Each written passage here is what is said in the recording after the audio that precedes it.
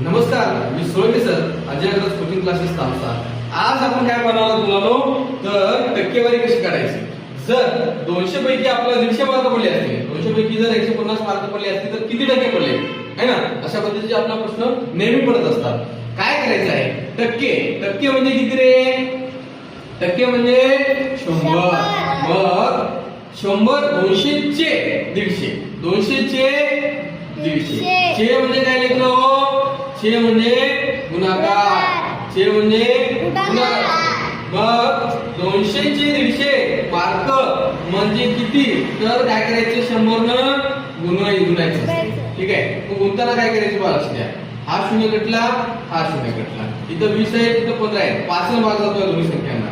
मग 5 त्रिक 15, 5 चोक 20. या 4 ने 100 ला भाग जातो का रे, जातो ना. मग 4 1 4, 4 दोन्ही 8.